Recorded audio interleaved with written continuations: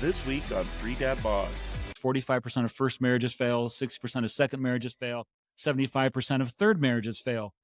Well, if education and intervention is the thing that can prevent 2/3 of divorces, when's the best time to get that education and intervention?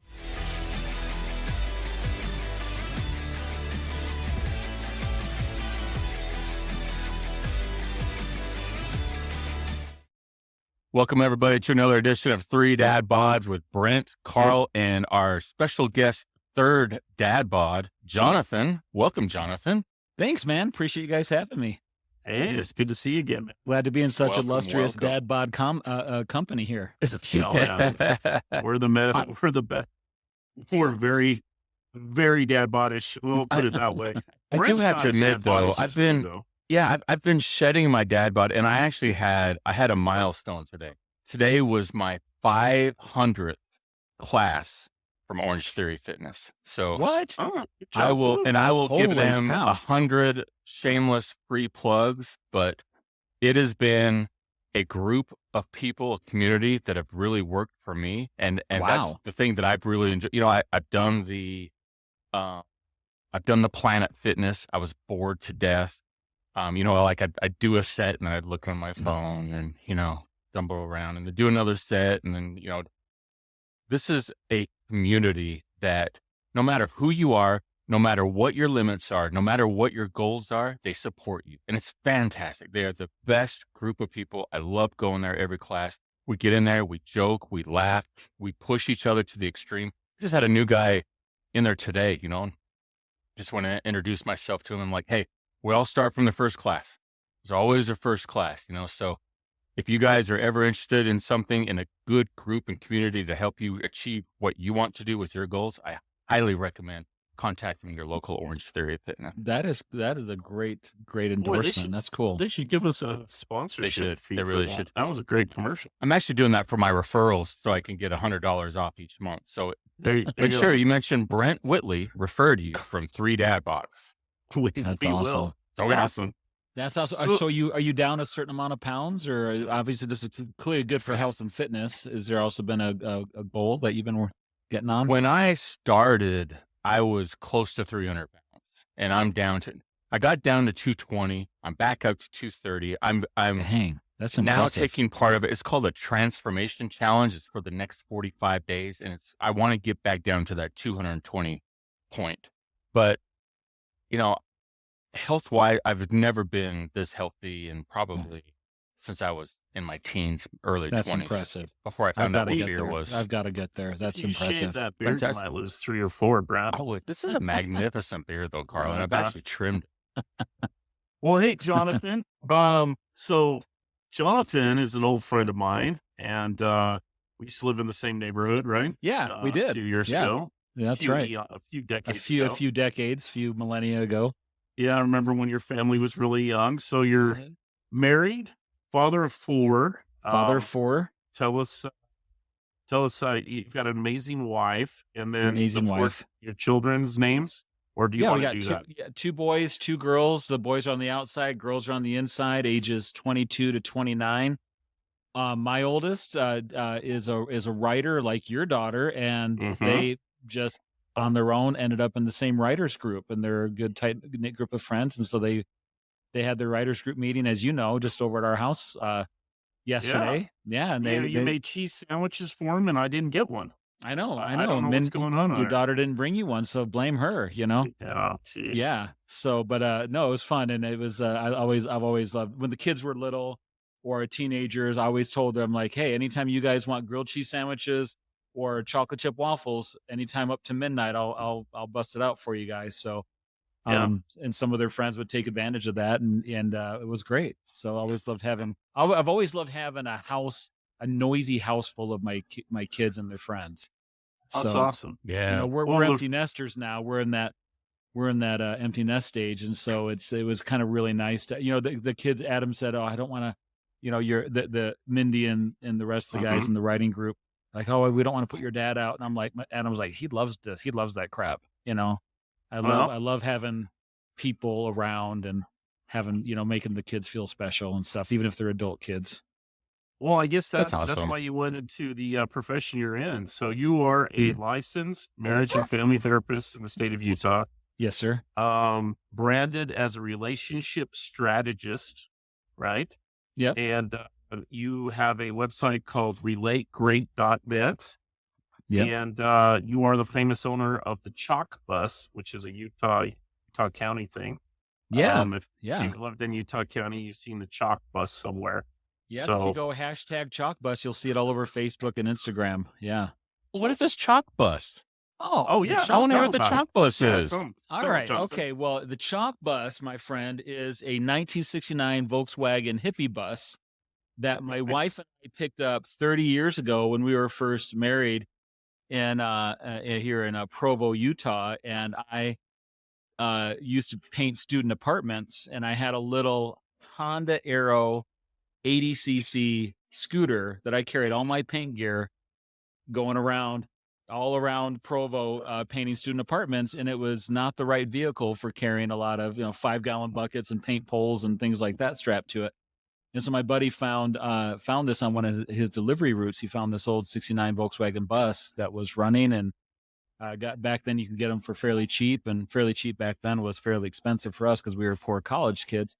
But we held on to this bus. I used it for a few years before the engine broke down. That was my paint truck. And then hung on to it over the years. And several years ago, I got it running again, and I was doing some body work on it, and was using some black rust primer. And it has rough texture like chalkboard paint. My youngest was drawing on the sidewalk with some chalk, and I said, come over here and draw on this. I wonder if this would work like a chalkboard. And it did perfectly, and the idea kind of sprung from there, because it's just the hippie bus is just a big rectangle. It's just a box, it looks like a bread box. I thought, hey, that'd be kind of cool, man. It's still traveling. You could kind of one of the things that's iconic with these old buses, right, is people, the hippies kind of drawing their own custom hippie flowers and peace signs and things like that on it. But that's once it's painted, then it's kind of static. But I thought, well, gosh, I kind of do the same thing with chalk, but then it gets to be written on and then washed off, and written on and then washed off. And people, so wherever I go, I have on the two back side windows these little shower caddies that are glued to the window that are filled with sidewalk chalk. I got this big sticker on the back, vinyl sticker that says "Draw on Me," so that wherever I go, the grocery store awesome. or the movies, it's just sitting out there, and then people can come up, kids, teenagers, grandparents, whatever, can just walk up there and just draw random stuff on it. And it's been going on for probably about a decade now, and it's kind of become its own little thing, and it's been a lot of fun. It's made a lot of fun awesome connections and cool conversations. It's been in a music video, it's been in the newspaper, it's been on the radio, it's been in all kinds of fun stuff. There's a documentary being done about it. It's just it just kind of turned into a lark. I was just doing it temporarily until I could afford to get a real paint job and really restore it the right way. And no, it's just 6 cans of black Rust-Oleum spray paint that every year I have to repaint it.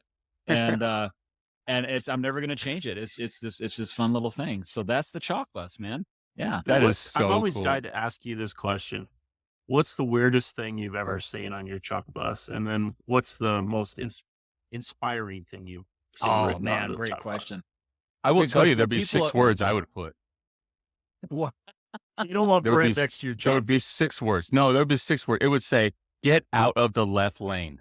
That's all it would say on the back.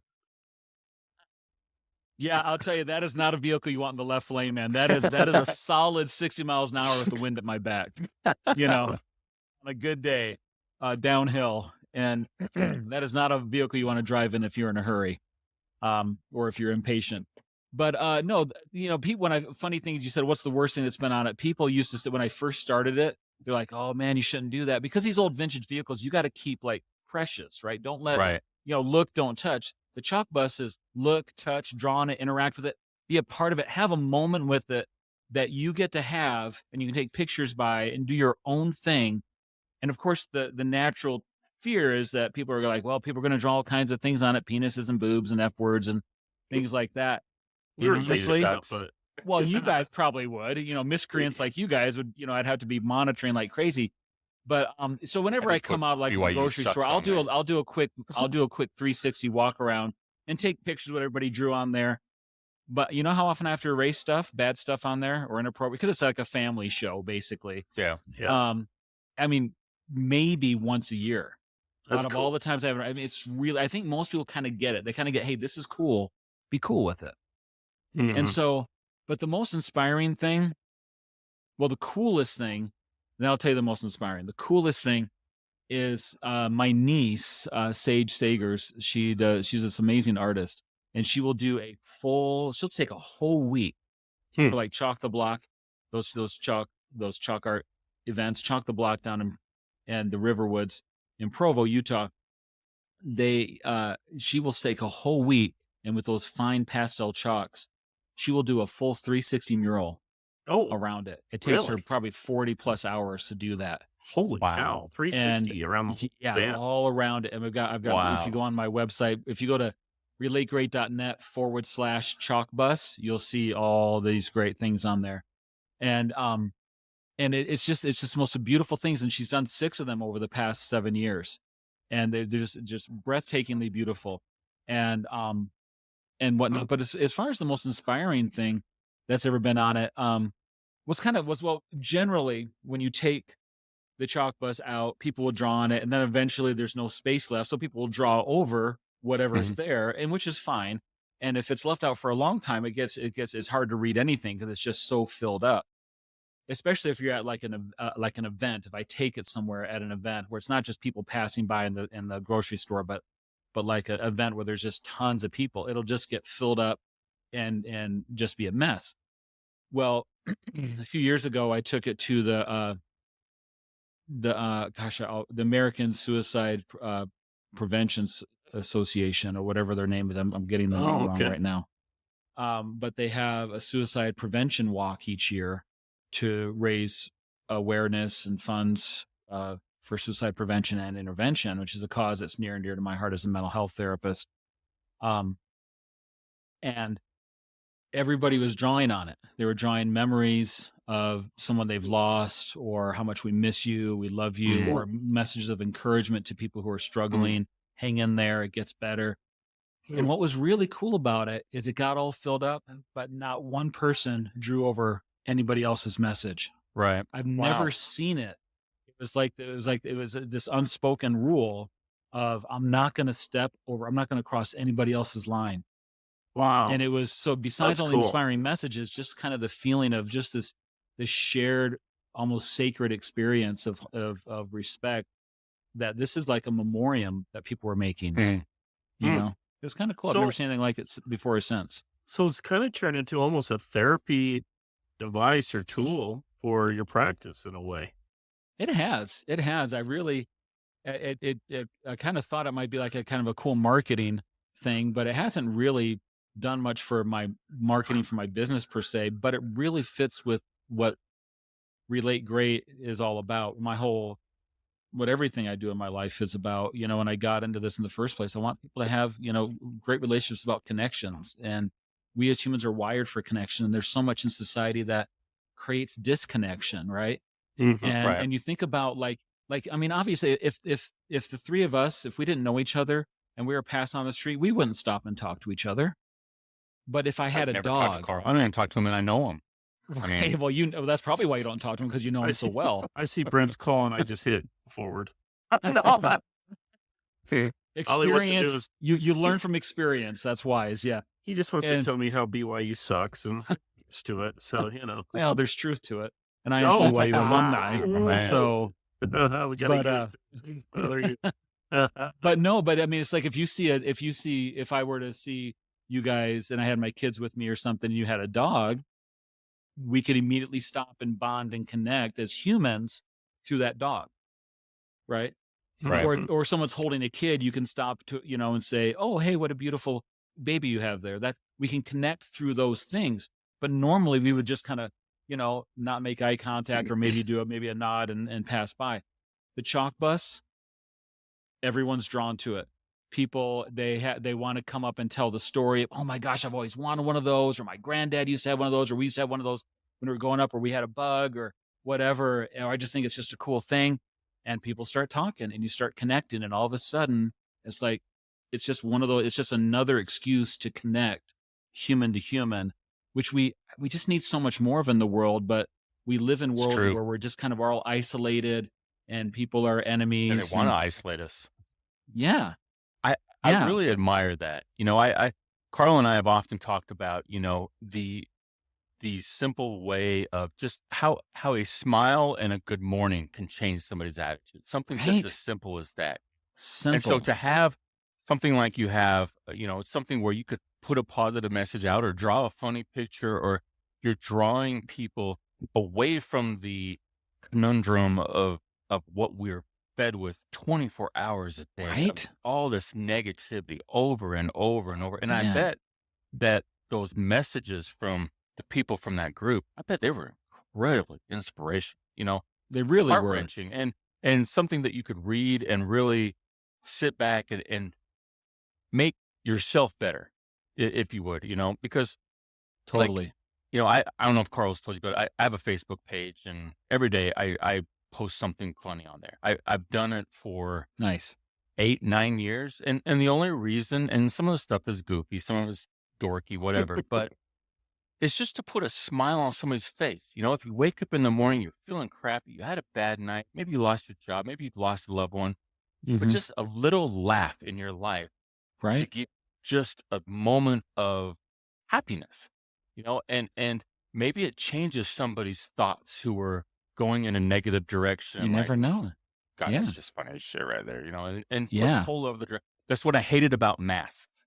I hated masks because you couldn't see people smile. Like, Right. my wife always asks me all the time, because I'll be running, we'll be at the park, whatever. I'll say hi to everybody. Hey, good Hmm. morning. Hey, how you doing? Wave, hi. Nice. That split little 2 seconds does so much to somebody. You don't understand. And You so I never really know. commend you on that, John. I really do. Well, That is thank you, Brent. incredible. No, I think we're of the like mind that way. I appreciate that so much, and that I love the intentionality of what you're talking about. Right? That I used to my kids would always know when they were younger in the car or teenage, I'd always be waving at people as we're passing, like, "Oh, who's that?" I'm Yeah. like, I don't know. And like, "Well, why are you waving at them?" Well, why not? We're fellow humans. And they'd always be like, "Oh, we're so embarrassing." Or my wife always calls me Jonathan Sherman, friend of the world, That's because why not? There's so many grumpy people out there, it's true. and you never know how many people. I mean, I'm not going to be that easily offended. If someone grumps at me, it's not going to really affect me. I've got a pretty good sense of self, and I can take those things in stride. But you don't know what kind of day people have had, like you're saying. You don't No, know. And so no. when I'm at the grocery store, and I'm how many times have you been at the grocery store and the checkout person apologizes to you? "I'm sorry for the wait," or "I'm sorry that took so long." And I'm like, if this, I was all time, if this is the biggest problem I have all day, I'm having a great day. I think you're doing amazing. Don't you worry Right. about it at all. And then if I can see, if they got something cool going on with their hair, or they're wearing something fun, or got a cool earring, or got a tattoo, I want to comment on it, because it's like, have a personal moment. It only takes 30 seconds. Like Yeah. you're saying, just to engage with someone on a human level. And it doesn't mean we're going to become best friends. And maybe to them, it's just a nice interaction. But some people, that may have been the only positive interaction they have with It's someone. They true. don't know, right? And a simple Yeah. comment, like, wow, I really like that tattoo, changes the perspective of whatever thought they've been having. Now you've given them a compliment, given them a good compliment, and now you have something to relate to that they could share back with. Yeah, I love that. And Yeah. sometimes you never know. Sometimes people open up and they got a story, Yeah. Mhm. right? I mean, I complimented on someone's this waitress's earrings the other day. We were just at Chili's with some buddies, and she had these cool green and red earrings with some little chili peppers in them. I said, "Those are the coolest earrings." She goes, "Oh, really? I made them. I just made them just this morning, and I'm going to make them That's for the rest awesome. of the. I'm going to make them for all the rest of the wait staff here." I'm like, "That is so thoughtful of you. How are you that talented?" And I just got to gush over this thing that she did, you know. That's awesome. And why not, right? So I love that you think that way too. I think the world needs a lot of that, It does. and it doesn't Well, take a lot, is what you're saying. No. It doesn't take a lot, but it needs a well, lot of that. Yeah. well, Jonathan, you've always been a personal guy. I've always liked you. When I first Thanks, met you man. the very first time, just Thanks. it's easy to talk to you. And I'm not surprised you're in a profession where you talk to people every day. In Thanks. fact, I think I visited you one time professionally. We chatted a Uh, few times. Yeah. yeah, we've chatted a few times. Uh-huh. And so I guess my question, when I served my LDS mission, I love the fact that you could teach someone, share with them, try to help them, in either their relationship with God or, just getting them to a better place. However, there were times where I'd go home because people are people. They're going to not always step up and take care of their life, right? Right. Sure. And Buddy, you were in how Philly. I was going to say, with your bright, bubbly personality, therapy, how how did you make a connection with that? I mean, is it is this the profession that gets you out of bed real excited every morning going, yes, I get to talk to some people and help them out? Or can this be sometimes a profession that gets you down and, watching people's or marriages especially crash and burn? I mean, Y- I just don't know how you yeah. do it. Yeah, both of the above, and just so you know, nothing makes me want to get out of bed. I am a lazo to the core. That's So right. I love it. if I could sleep into the last minute, I You'll was do it. telling I was telling this client this other day, she was feeling kind of bad because she's really struggling with motivation, and she was like, I don't know how you do it, Jonathan. You seem so motivated, and he's like, you got it all together. I said, oh no, no, I never want to go to work. And that has nothing to do with my profession. I actually love my profession. I've been doing this for 30 years now. I'm still in love with the work. I'm not burned out. I still find it endlessly fascinating. I've learned you so don't think much, and about I'll it as never work. even learn. What's that? You don't think about it as work. You're No, doing I something mean, you enjoy. yeah, I'm really blessed and Yeah. grateful. But I mean, but also it is still work, and it's still a job. And I I was telling this girl, I was like, no, don't worry if you don't have that motivation. Just get up and do it anyway. The fact that you're willing to show up is where everything else happens, and stuff. And so I was telling her, I'm the laziest, hardest working person she'll ever meet, or I'm the hardest working lazy person she'll ever meet. It's somewhere in that line. I don't know. But no, to your point is that I definitely, like, people oftentimes say to me, gosh, I don't know how you do that. I mean, just listen to people's problems all the time, or these depressing stories. And gosh, there's plenty of that. There's a lot of hard things that people are going through. But, someone was telling me, like, I couldn't do that. It sounds so depressing. I said, well, I'm so glad I don't do that. And they're like, what do you mean you don't do that? And I said, well, yeah, I hear all that stuff and we talk about all those things, but those aren't the people I'm working with. The people I'm working with, the people who are coming to my office, what they don't know, the people coming to my office, they don't know how I see them. For most people to pick up that phone call and make that first appointment and walk through the first door of a therapist's office is terrifying. And it usually took them years to make that one phone call, to make that one appointment. And they don't know what they're getting. They don't know if it's just some provider they got off their insurance list. They don't know if it's me, where they maybe hopefully got, like, most of my clients are word of mouth, or they've met me maybe through a podcast or a workshop that I've given or something. So they had at least some interaction with me, or they have a positive referral from someone they trust. But even then, they don't know. Is it really going to click with that person? What if they're nice but not helpful? What if they're helpful, kind of, but I don't really connect with them? And what is this person going to think of me? I'm so screwed up. It's so embarrassing what I'm going through, whether it's relationship stuff or mental health or addiction stuff or whatever else and stuff. What they don't know is that I know what it takes for them to walk through that door. So That's big. everyone's got problems. That this person has a problem. That to me is like, not that interesting. Everyone's got problems. Big whoop-de-doo. Why is this person here when most people aren't doing a damn thing about their problems? Right. They made Why it. is this person here? They walked through the door, faced all that fear, all that doubt, all that insecurity, and they chose to come anyway. That's someone who has courage and bravery. So I already have respect for them even before I've met them. And so, and even though they're going to come in and tell me their problems, that's not what they're here for. They're here because they're looking for solutions, even if they don't know it's possible. I know it's possible. I know how to walk them through what seems impossible. So my job is I get to work every day with people who are willing to face hard things, even though they don't want to. They're showing up anyway. They may not like me, but most people don't like going to therapy, but they're coming anyway. And we're spending the whole time puzzling through difficult situations, looking for creative solutions.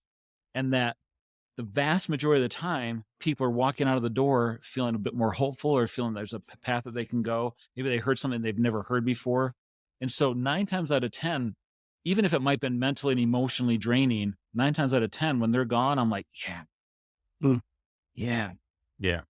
I got to have that experience with them and they're feeling better. And it's so nice, honestly, in my job to be at this stage of my career. Because when I was a new therapist, it was terrifying and draining a lot because people are asking you for help in their lives and you're the new kid on the block and you're an amateur. And it's kind of scary to be in that position for sure. It's very stressful.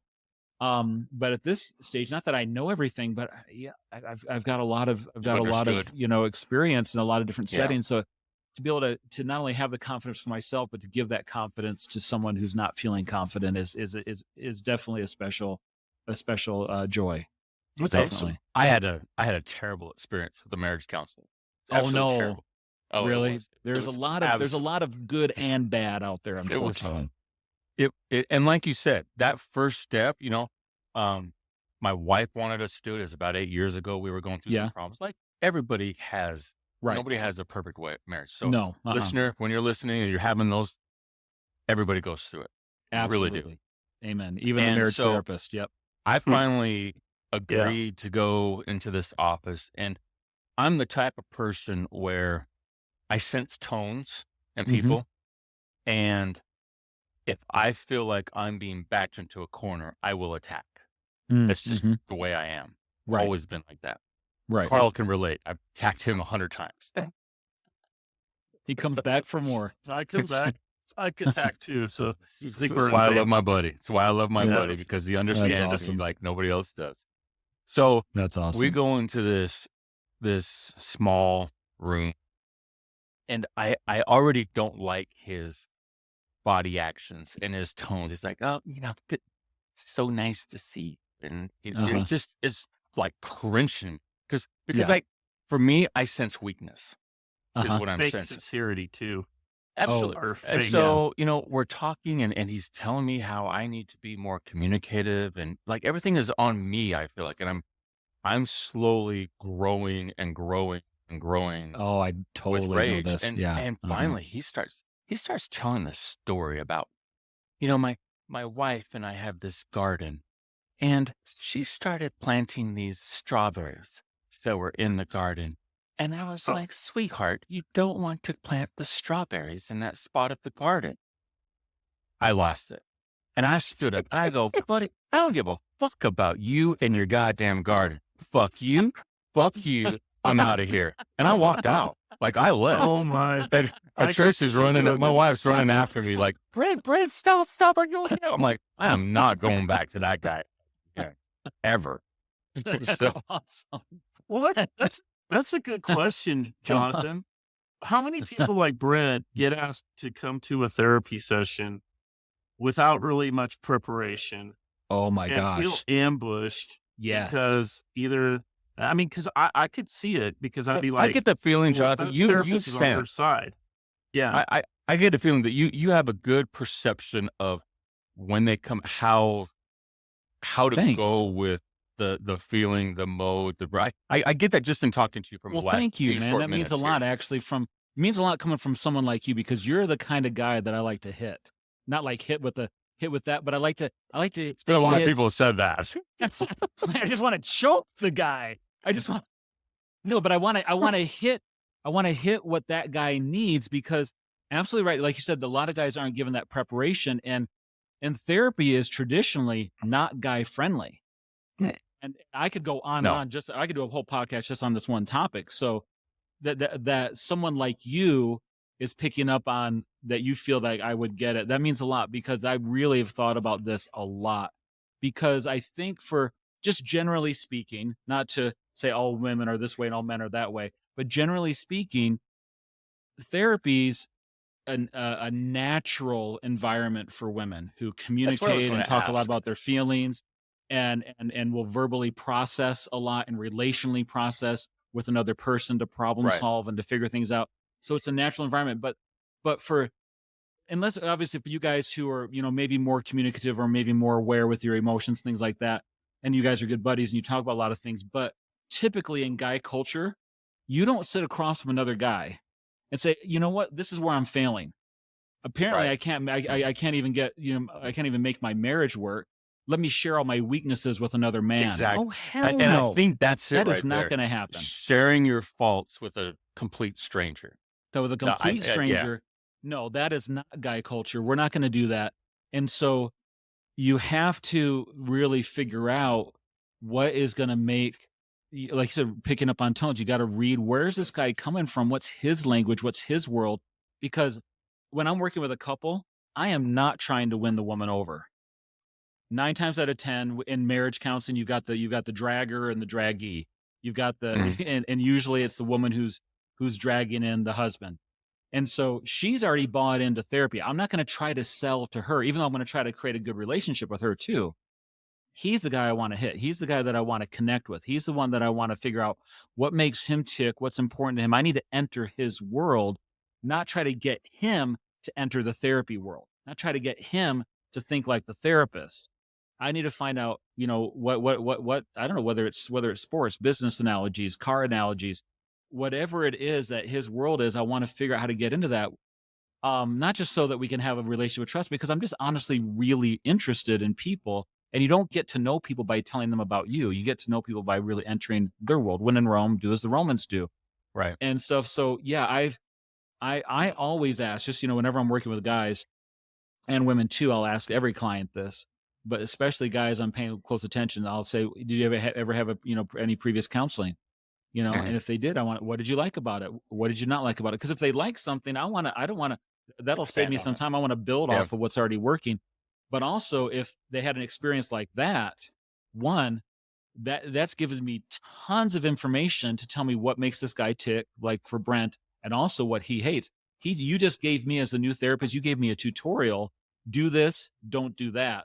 And if I'm smart enough and respectful enough to pay attention to what you just told me, I have a chance of maybe connecting with you. So I had a guy, I've got a lot of people have said a lot of nice things about me, which is really nice, but this is probably my favorite compliment, was a guy like you who was going to be able to say either I connected or I screwed up. I had a one shot with this guy. And if I didn't get it right, he would have probably reacted the same way you did. F you, I'm out of here. This is ridiculous. And as far as I'm concerned as a therapist, it's the therapist's job to connect. Right. And so this was a guy, kind of gruff, kind of classic, old school, how guys are raised and stuff. Not going to talk, not going to open up his emotions, not going to show weakness, and just a big guy with huge, massive hands. And at the end, he shook my hand real firmly and he said, "Thanks for not sucking." Compliment, compliment, That's man. a huge compliment. And I just laughed. He told me that I just laughed my head off. And he kind of looked at me kind of like, "Yep, you get it, man." So He came back and back and back, and he became a real fan of therapy. And he actually started telling his friends to come. He is the traditional guy. I'm not going to admit weakness. He's one of my biggest advertisers for opening up and talking about your relationship. That's That's awesome. awesome. It's so cool. But it's a make or break moment that the therapist has to take ownership of. I've heard so many people say, "Oh, well, therapy didn't work because maybe we didn't give it a good enough chance." I'm like, no, I blame the therapist. 9 times out of 10, if therapy isn't working, I tell my clients and I tell you guys, I tell your listeners, if therapy's not working, quit your counselor. Don't quit counseling. Counseling, when it's done right with the right connection, counseling does amazing things individually or as a couple or as a family. If counseling isn't working, don't keep giving your counselor more of a shot. Fire that person quick. And I tell my clients the same thing. If I'm not the right guy, we're going to fire my butt quick, because I'm not going to squander this motivation that got you here. If I can help leverage that motivation into change, great. If not, we're going to fire my butt and get you connected with just the right person. And that guy that I saw, maybe the way he speaks relates to someone else. I'm sure it does. I think you're right with that. Like that may be a target to somebody, but for me, that's the anti-target for me. But his job, and this thing that bothers me, this is where I get really heated about, as you can tell, I'm a little passionate about this. I am so upset with therapists. There are so many good ones out there and there's so many crummy ones out there. That's great that he can connect with someone, but his job is to connect with you. That's my job as a therapist. So when it's my job to join the client's world, not just show them my style. I'll show them my style, but I also need to figure out, how do I join with you? How do I join with someone who's a huge therapy fan? How do I join with an elderly woman? How do I join with a pissed off 16-year-old teenage girl? That's my job. Yeah. And I realize I can't be everything to everyone. And I'm not going to meet with, I'm not everyone's cup of tea, but therapists need to take a lot of ownership, I think, on really working hard to connect and taking that burden off of the client. So when you meet with somebody, do you sorry, Carl, but do you meet with both the man and woman at the same time, or do you sometimes separate it and speak individually to them? I do both, but I would say that the majority of the time is meeting with both of them first. Mhm. But in some circumstances, they may feel more comfortable meeting with me one-on-one, and I let the clients make that decision. If they prefer it one way or the other, I always give them the option. But most of the time, they meet together for the first time, and then Okay. sometimes we'll just all our sessions will be couple sessions. Some will be breakout sessions where I'll meet with him and then I'll meet with her. It may vary, Well, Jonathan, based on this conversation you just had with Brent, I think, and just going through relationships in my life, it breaks down, I guess, to communication, doesn't it? Really? I mean, because we're talking about communication Sure. between you and your client, but um, what do you think the number one problem is for most couples? And the reason why they're in therapy? I mean, I'm sure it's a mixed bag, but especially at age 40 to 50, what is usually the main issue when they come in? Yeah, great question. And it's kind of the answer is hopefully different than maybe what you expected, because everyone comes in and going, yeah, communication, we don't communicate. We have a problem with communication. We need to communicate better. And that's all accurate. What I've found is that the biggest problem is the one that most people aren't even aware of.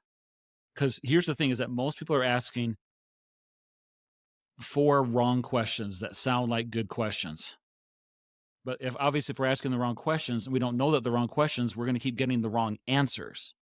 And that's where most couples are stuck. And the 4 wrong questions are this: what's wrong with me? What's wrong with her? What's wrong with him? What's wrong with us? When what I found over 30 years of doing this is that, yeah, of course there's things wrong with her and him and me and us. Of course, those things exist. But that's rarely the actual core issue. The core issue is, what do we not know that we need to know, and how do we apply that? Education and intervention is what we know are the 2 things that will, excuse me, let me back up. We know that 2/3 of all divorces could be prevented with just those 2 things: education and intervention. Education being, what do we need to know that we don't know? Intervention being, how do we apply that knowledge with our particular circumstances and our personality? That doesn't mean all divorces can be prevented, but 66%, that's a lot of families held together. That's a lot of love reborn and saved. That's a lot of money, the cost, just the financial cost, but then the emotional toll. Because everybody's getting into marriage because they're wanting it to work. Right? Sure. Duh. Yeah, We know the absolutely. divorce statistics are grim, right? And it gets worse with subsequent relationships. It doesn't get better. But out of all the marriages that are currently married, what's their first, second, or third marriage, only 25% report being happily married. And yet that's 100% are expecting to be happily married. So if I said, hey, Brent, hey, Carl, I want to sell you this car, there's only a 25% chance you'll like it. You going to buy that car? Are you that stupid? Are you going to buy a house on that? No one's going to do that. And yet we don't know what these numbers are. We don't know how to kick the tires of a marriage. We think as long as we're in love and we're compatible enough, that it'll work. We don't know what we don't know. And so much of the work I do is, yes, I will teach them communication skills, and those are valuable. But the interesting research on communication training is that it breaks down into thirds. A third of the time that you teach communication skills, it makes the relationship better, as you would imagine. A third of the time, it doesn't really have an effect one way or the other. A third of the time, it makes the relationship worse.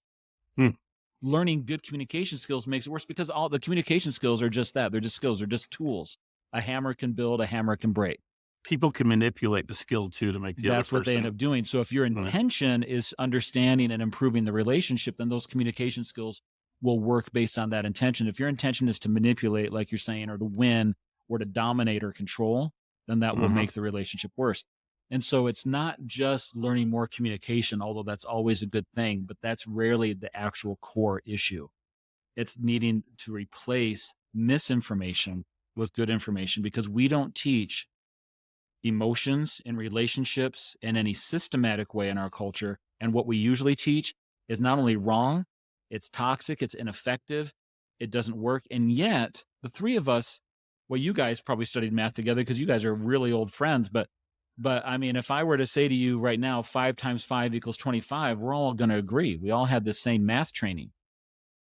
We all got the same driver's training, right? We all got the same K through 12 for at least the basics, so that we can all function and interface with each other in a safe way. But everyone has emotions, the same emotions. Everyone wants to interface as an emotional being with another emotional being in a relationship. But no, we're not going to give any systematic training there. So imagine if the three of us try to do math, and Brent, you believe that 5 times 5 equals 64, and Carl believed it equaled 4, and I believe that it equaled oranges and bananas. How would we ever interface and function? We would constantly just argue, well, no, well, this is how it is. Well, no, this is how it is. Well, you're an idiot. Well, you're an idiot. Well, you need to listen to what I'm thinking. We need to communicate better. No, we don't need to communicate better. You need the right knowledge so that we can then communicate correctly with the right knowledge. So if we try to communicate better, and you believe that 5 times 5 equals 64, and you believe it equals 4, and I believe it equals bananas and oranges, communicating better around wrong facts doesn't improve the relationship. So why isn't there a school for people to go to relationships before they get into these relationships? Because I'm always wondered, would it be worth it to pay for my kids' therapy session before they get married? Like the Catholic Church has, before you get married in the Catholic Church, you have to go to these classes with a priest. Some of the churches do. Yeah. It's brilliant. Yeah. But what I was going to expand on what Jonathan was talking about is, when I was 18 years old, I probably believed 5 times 5 was 25. At 28, I may have believed it was apples and oranges. At 38, I probably believed it was 78.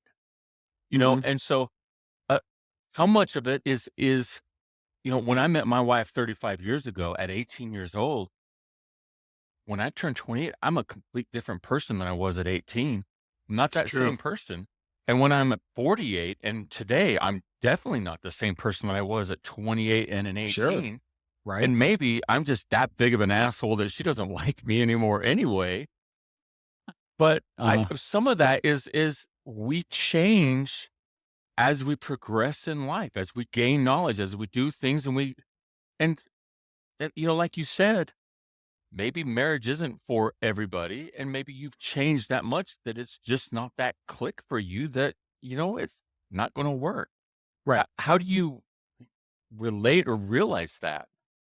Yeah. And maybe this all tied back, because you were starting to say, Brent, before Brent was talking, Carl, you said maybe I should buy therapy for my kids before I get married. Yes, that 1,000 times that. If I could only get one message across tonight, do not get married without doing premarital counseling, whether it's your first marriage, your second marriage, your third marriage. Do not. The research is so no-brainer on this, is that this is what gets people outside of those grim divorce statistics. 45% of first marriages fail, 60% of second marriages fail, 75% of third marriages fail. Well, if education and intervention is the thing that can prevent 2/3 of divorces, when's the best time to get that education and intervention? Which you asked, what's the biggest problem I see? Is the lack of education and intervention. Well, when's the best time to get that? 10 years into your marriage, 20 years into marriage, or before you get married? When's the best time to write up the blueprint for the house? 10 years into building the house, or before you even dig one shovelful of dirt? No, yeah, it makes complete sense. Yeah. I always thought that. I think the problem is some people make an excuse that, well, do they take insurance? Therapy's so expensive. I mean, you're doing something a little different. You're doing a workshop, right? Yeah. Well, let me just touch on that too, is that without a doubt, especially if you're paying out of pocket, I'm not cheap. That's for sure. And a lot of therapy isn't cheap, and not everybody has insurance. And that's a legit problem. I do work with a lot of, clergy in my faith where they actually help pay for that for people who can't. I do some pro bono work, but my out of pocket clients, it's not cheap. Or if you do have insurance, thank goodness, but we don't have that as a universal service for or a healthcare thing for everyone. The problem though, what I have with that argument of, well, it's so expensive, people will nickel and dime saving their marriage, but when it comes to the divorce, well, boy, they will beg, borrow, steal, sell, put the attorneys on credit cards. It is the amount it costs to invest in your marriage. Not that every marriage is going to work, but a lot of them can. The amount of money you'll spend on working with me, even over the course of a full year, if you were to see me every single week, will be a fraction of your divorce.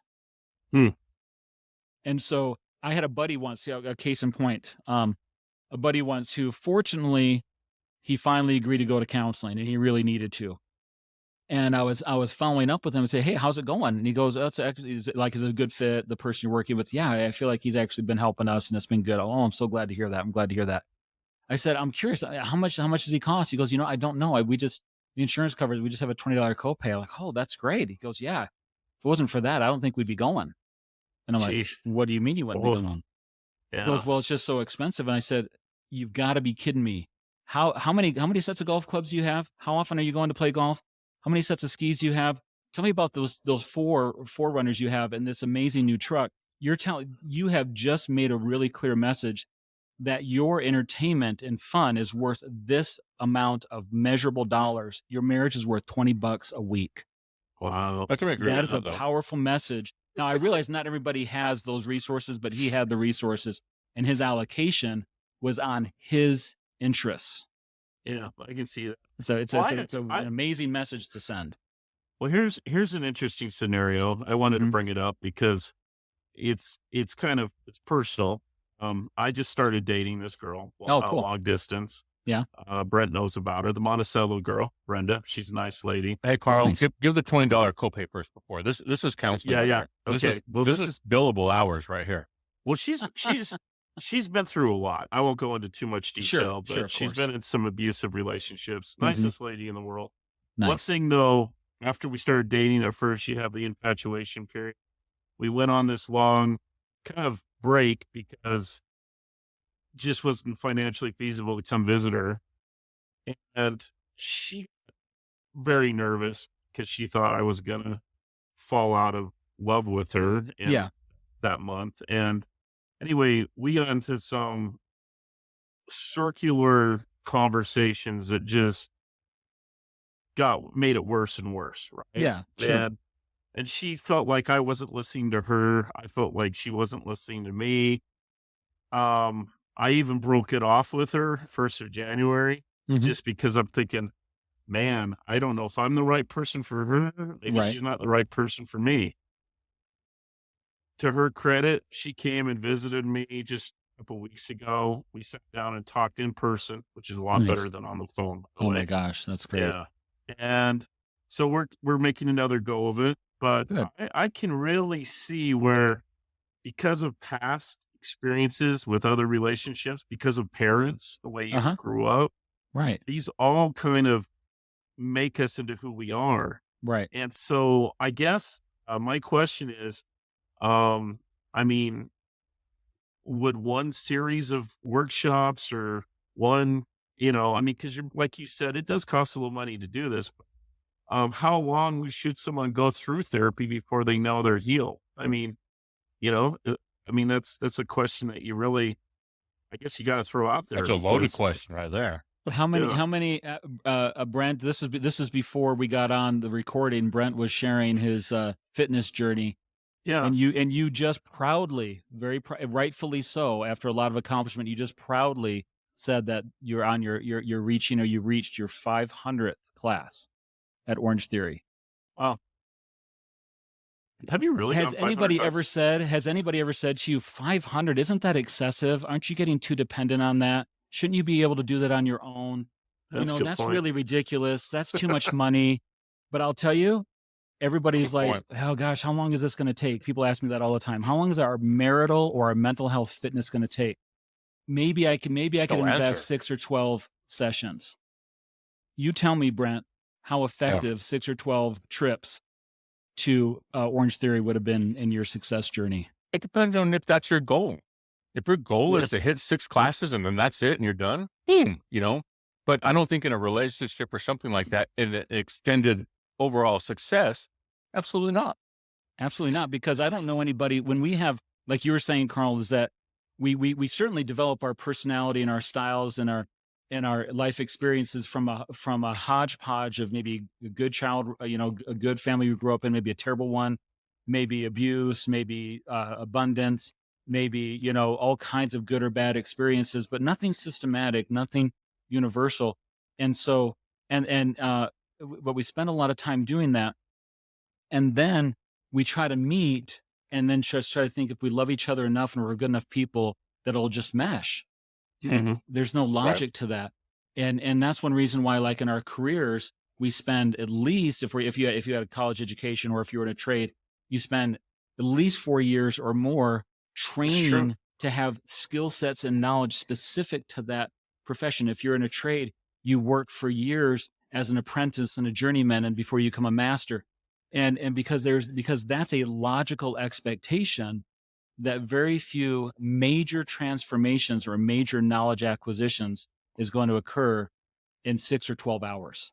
See, the Nobody problem. has that expectation when it comes to other areas of success. And this is the real problem with mental health and relationship stigma, is that there's a magical thinking belief that if I'm a good enough person, I should just be able to manage my own problems. If we're good enough people, we should Yeah. just be able to know how to Right. love and relate with each other. And there's no basis for that because we don't apply that theory in sports or business or education or architecture or anything. We assume, yes, if you're a good person, that's wonderful. If you're passionate, that's going to help.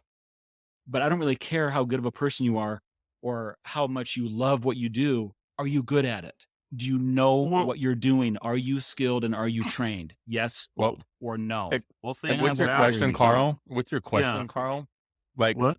you and I are two different people. Okay. Sure. So for someone to come to Jonathan and say, how long will it take? That's an impossible question Oh, yeah, it to is. It answer is. It it's a is. fair question, but it's an because impossible it question. is. Yeah, because what he is doing for me, he's not going to do with you. Your Right. thing is going to be completely different. And you Right. know what? You may be ready in 2 months. I may be ready in 3 years. I was going to bring up the analogy of like a plumbing issue. Like, Uh-huh. there's a problem. Your pipes I are mean, clogged, it's Carl. obvious. Getting fights all the time with her. Where same arguments come up all the time. Right. There's a leak, and then you wait until the pipe bursts. Mm-hmm. And then I go to you and I say, Jonathan, my pipe burst, my marriage burst. What do I do about it? Right. And can you tell me in 2 hours or less how to fix it? Yeah. I mean, I guess you've got to throw your arms up in the air and just Well, not shake your head and go, Well, yeah, I'm a pretty straight shooter, and I think most people that I work with appreciate that. So I'm not going to just say, I'm not the therapist who's going to tell you what you want to hear. right. I hope that a Go lot of far. what I say is going to be what you want to hear because it's going to help you get your goals accomplished. In that sense, it's going to be what you want to hear. But I let people know I try to honestly, even though on the one hand, I just made this whole big spiel about really connecting and helping people feel safe and wanting to bring them into it. Right. When it gets down to the work, my next job is I try to scare them away. Oh, I want really? people to know that I am not the guy who's going to tell you, oh, there's a few, there's some great therapy trick, or there's this cool new mindset that's going to transform you in 30 days. I'm not a snake oil salesman. I know the research, I know the evidence, and like anything in life, if you want to be great, when I talk about the great relationship, which is my whole tagline, greatness in relationships, if you want a great relationship with a great outcome, gear up, buddy. You better get ready to do some great work. And great means massive and a lot. So I'm not someone who's going to just sell somebody, a 3-step easy program. Expect to do work. And this is not for everybody because I'm not the therapist who's going to tell you everything you want to hear and just blow sunshine and just validate everything you say. I'm going to challenge people. My job is to be a super encouraging cheerleader and help you through the hard times. My job is to be a huge pain in the ass coach and push you. And if I'm doing my job right, you'll probably get pissed off at me several times. No, it sounds like physical therapy, Yeah. or physical. Yeah, there's a lot of parallels. Same premise, right? There is. Yeah. So let me ask There you is. then, Jonathan. So even though we said couldn't just automatically assume and give us the amount of time, but for our listeners out there, and most of them have been married 20 plus years. What would you say are 5 things that you would recommend, keys, if you would, to maintaining a successful marriage? Not keeping one, not having one, but maintaining a successful marriage. Yeah. What are It's 5 putting you on the keys spot that you would here. have? Yeah. Oh yeah, no, I can give you a list of 1. If I only have room for 1, I can give you a list of 3 or 5, or I can give you a list of 7 or 20. There's so many good answers to that. But I'll tell you, I'll give you some of my crucial go-tos when I only have like a short time like this. What am I going to share? Man, there's some good ones.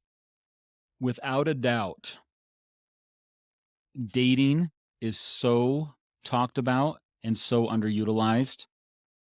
And there's some key problems with dating that keep people from doing it. One of the biggest problems you mentioned, as you were talking about, Brent, I don't know your situation, but as you're saying, at 18, I was different, 28, 38. Of course, we do change. The problem is people aren't maintaining the relationship as they're making their changes. And so they end up drifting apart and growing apart. So most marriages or most relationships work like on this model, which is we fall in love, then we drift apart, and then we fall out of love. Falling, drifting, falling. These are accident, unintentional words. No one ever drifted into success. Nobody fell into greatness. Okay. And so in the initial stage, like with where you're at, Carl, with this person that you're dating, and you guys are attracted to each other and trying to figure it out, there's a lot of intentional pursuit, right? There's a hunting. We're courting, we're wooing, we're dating, we're trying to win this person over to us. And that's the right thing to do. And then what happens is when most people get married, very unintentionally, for any number of reasons, after they've hunted this person and found them and got them in their lives, and it's wonderful and they're happy, they very unintentionally chop off the relationship head, mount it as a prize on the wall, and then they go about life and they stop hunting. Because in ancient hunting, if you don't hunt, I mean, now people can hunt now for sport, but no one's hunting for survival. In ancient hunting throughout the history of the world, if you don't hunt, you die. What you killed last week doesn't count for today. Right. And so the simple act of pursuing, when I ask couples, and I've been doing this, like I said, for 3 decades, when I ask couples, when's the last time they went on a date? Most of them have to think. And they're like, oh gosh, it's been a few months. It's been a few years. Now, when you say dating, you mean each other, right? I just want to clarify that. Right. Yeah. Definitely dating each other is really the key to marital Tracy success. sitting next to him right now. That's right. That's right. Good clarification, Brent. I appreciate that. So I'll make sure I understand that. I'm writing down notes.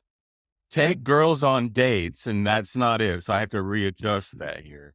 Since we've done the podcast, Jonathan, Brent's marriage is so good because every Wednesday night I get this text like, when the hell are you going to have an episode up? And I'm like, I'm working on it. He says, my date's going to happen in the next half hour. I need it done because that's what we do. We listen to the podcast and grab donuts or hot chocolate. Oh, that's awesome. That's a great date. I love that. Yeah. Yeah. I love that. Awesome. And it's something, so it's the fact that most people I found aren't dating. And then, and dating, of course, we think of dating, of course, like as you and Tracy do, right? It's a nice way to connect and spend time with each other, talk or laugh or be romantic or whatever it is, just hang out. That's a great reason in and of itself, just for that.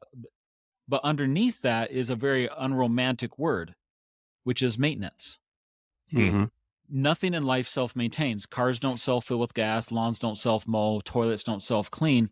Nothing self-maintains, and yet most people are running their relationships on fumes and wondering why they're not able to zip around because they're not maintaining it. Spontaneous and magical all the time. And right. Reality is you have to put effort into a relationship. Yeah, I do change your oil after every 3,000 miles, so I am very. That's good. That's good. We probably don't have time for this, so I will say that maybe we talk about it another time, or I will definitely. I'll be putting when I do my podcast. I'll definitely, which will be. I'll plug it right here. I'll probably launch it in the next month or so. It's called Relate Great with Jonathan Sherman and Friends, and I'll definitely at some point go over the 5 date night rules. It's a structure that solves Most people, when they say, well, we don't have time to date or we can't date or we have these problems, that's why we no longer date because of the fights we have or any number of things. These 5 rules solve almost all the date night barriers so that we can really make the date night something that's not just good for maintenance, which is crucial, but also really use it for enhancement so that as we're going through the changes of 18, 28, 38, 48, we're actually growing the relationship along with our changes and we're changing with our Good. relationship, not our relationship being on the altar that can be sacrificed and Right. stuff. So it's amazing how restorative this approach is, but also how preventative it is as well, especially if we get young couples into this mindset early on. One So- last question. One last question. Mhm. I'm killing me to ask you this. Yeah. It's a softball, maybe, but you say, basically relate great. In Uh-huh. other words, build the best relationship possible. If I'm going to a chef, I want to know the chef eats his own food. In other Yeah. words, yeah, he's like I am. Yeah. He loves the food. Never I trust a got skinny question chef. for you. Right. Yeah. Do you have a great relationship, Jonathan? We do. My wife and I, we've been married 32 years next month. We've been friends for 37 years. And we could have very easily been a divorce statistic like anybody else. We are not a magic unicorn relationship. And even though she's an amazing person and I'm a fantastic swell fella, obviously, look at me, but we came from very different backgrounds, very different personality styles. Some people kind of wondered, how did they end up together with their personality styles being so different and stuff. But fortunately, we're not just dependent on just our personality styles or just the way we were raised. Fortunately, like you always see people say, well, marriage doesn't come with a manual. Like, well, yeah, no shit, Sherlock, but they got these things at Amazon called books. Have you heard of those? They're called manuals. You know how many marriage manuals are out there? There's so many Oh. really good ones. Yeah. I hate that excuse. Let's stop being passive in our relationships, drifting, falling. My marriage didn't come with a manual. Get proactive. Nobody does that with their business. Well, my business didn't come with a manual, so I guess I just have to fail. No. There's how many business books are out there? Go become an Thousands. expert in that field, thousands and stuff. And so, no, when I first went into this field, though, I heard that among married graduate students in marriage and family therapy programs, there was a high rate of divorce. And I'm Really? thinking, I don't want to be, and not me judging people who get divorced, but me being, I don't want to be the marriage therapist on his 5th marriage. I don't think most Right. people want to go to that guy, to your point that you're saying, Carl. And so, plus I grew up in a pretty nasty divorce situation. I saw there's a lot more to my background story. Why did Jonathan become a therapist? It's not a very pretty story in a lot of ways. And, but also, so I wanted to make sure that I didn't go through that personally. I wanted to make sure that my wife didn't go through what my mom went through. I wanted to make sure that my kids didn't go through what we went through. And so this mission to create greatness in relationships is twofold. It's definitely because I am, as we were talking about earlier, I'm that happy-go-lucky. I want, like you were talking about, Brent, I want to, make a difference in the world. I want to connect with people, and I want to hopefully help other people be happy. But there's definitely a self-serving, self-interest part of this. I want this for me. Right. Awesome. I need this. I couldn't go through it in my childhood and in my adulthood. I needed a different experience, and I wanted to That's make sure that awesome, my man. kids sure as hell never went through what we went through. Yeah. So is there You a know- book? Yeah. Is there a book though for you before your podcast or down Yeah, the road? as far as the only relationship book you will ever need, all the other books can be burned because mine will be the best. So just to adjust expectations realistically. No, but I am just finishing writing up Building Strong Families, 7 Principles to Strengthen Your Partnering and Your Parenting. Okay. And it's based on the research on strong family, positive psychology, the resiliency model of what do strong families do versus just studying what's wrong with people in dysfunction. We started studying what's right with how are people functioning well in a family realm, and are those things that we can learn from them? Yes, and can we replicate them? Yes, and stuff. So this is the workshop I've done for decades in every type of different setting with my clients. I've done them in prisons. I've done them in churches. I've done them in corporations. I've done it at professional conferences, and it seems to universally resonate because we're all in that boat. Whatever our family makeup is, we're all trying to connect better. We love our kids. We love our partners. We want to be the good people that we are. And so whether it's like really trying to improve a bad situation or really just enhance a really, you just build off strengths we already have. This one mom said in a preview of the program, she goes, I don't want another program where I just have to read a whole bunch of things that just remind me of the things that I'm not doing. Yeah. I don't have time. Yeah. And I'm like, good, because I don't have time for that. And you shouldn't have time for that. This is a book about building off of what you have, not creating a list of the things you need to be doing more of. And so to me, I'm a big fan of less is more with whether it's my book or anybody else's.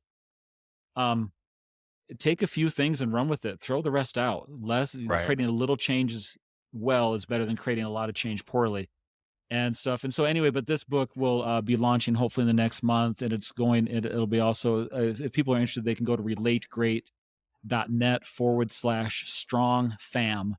And there's going to be a companion online course that goes with it. So the workshop that I give, plus all the extra information that I've have based on these seven principles. And in Utah, what we'll do is we'll put your phone number on the episode description. Oh, cool. So if they want to reach out to you or your email, they can do in that. Utah. Does that sound okay? Yeah, that's great. And it doesn't have to be Utah. I mean, I work with people all around the world. I do that. The relationship strategist.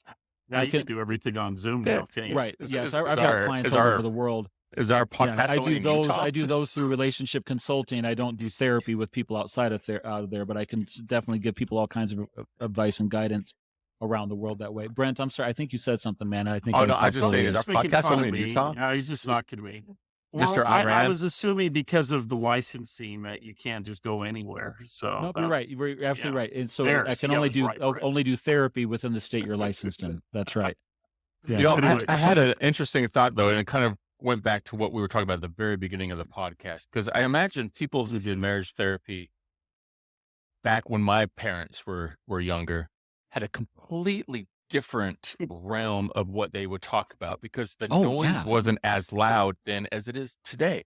Oh, and that's interesting. What our kids are going to go through with their marriages is going to be even more noise, because you look at the media, you look at TV now, exactly, phones and everything. But when's the last time on a sitcom you saw the nuclear family? You saw a mother, a father, and kids.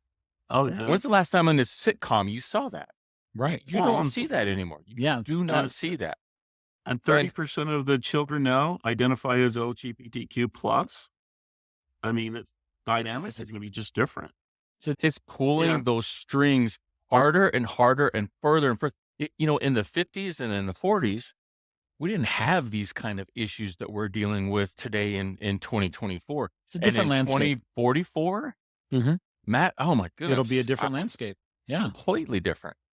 Yeah. The step family is the most common family form. And so when we keep thinking on the nuclear family, that's another reason why I want people, when I said don't get married unless you do premarital counseling, because part of that premarital counseling needs to be with somebody, a family therapist who knows step family dynamics. If you're not training for that crucial bit of dynamics, that is a whole nother issue, a variable that creates layers of complexity. So we can't just go in and do premarital counseling for us. We needed to do step family training for us as the parents. How do we, as the parents and the step parents, how do we actually interface in a way? Because that's a whole nother podcast. That's a whole nother conversation for sure. But just knowing that ahead of time for anybody who's in that position, it's a game changer. That there is nothing more powerful than knowledge, and ignorance is the most costly thing. When you said earlier, what's the biggest problem that I face that couples come with? It's ignorance, not stupidity. Ignorance. Ignorance, fortunately, is highly curable with knowledge. Mm-hmm. That makes sense. I don't know how to change you. I don't know how to change a person. I've been doing this for 30 years. I don't know how to change someone. But changing knowledge and changing behaviors and changing skills, we're very malleable that way. Right. And if that's the saving grace. That's the saving grace. They're going to make the effort and change. Yeah. Right on. Yeah. Well, hey, thanks, Jonathan. This has been awesome that you've been on our pleasure. program. Thank you. This is really, you guys are easy to talk to. Too. Yeah. I mean, we have a burning topic that's related to therapy. You're the man. So. Yeah, anytime. Happy to talk with you guys. You guys are great to talk with. I've been on lots of different, podcasts and stuff. And some people are really great interviewers and some aren't. You guys are just it just feels like just talking to a couple buds. So That's thank what we you love to see. for So- making it really easy and comfortable for me. So one last question: how do I get Uh-huh. my wife to take on the idea of a sister wife? You're She just told me to Catholic, fuck dude. off back then. I don't know if you heard that. That's a sin, brother. Thanks, Jonathan. Yeah, I don't think I have any Fantastic advice for having you, on. but I should probably talk to your wife and give her a heads up. So See what I have to She put just up heard with it in the on next it. room, and she was like, "Fuck No. you, Brendan. It ain't going to happen." We do have a Thank you good very time. much, You Jonathan. missed one of our buddies, Sean, too. He's a good guy as well. I wish I could have so, met Sean. So Yeah. No, anyway, you don't. well, You really don't. You're fine. He filled in nicely as the third dad bod today, Jonathan. well, I'm Thanks. glad I could help out, fill out the extra space. So No, definitely. Hey, everybody. All Thank right. you for listening. And hey, guys, great episode. We'll talk to y'all later.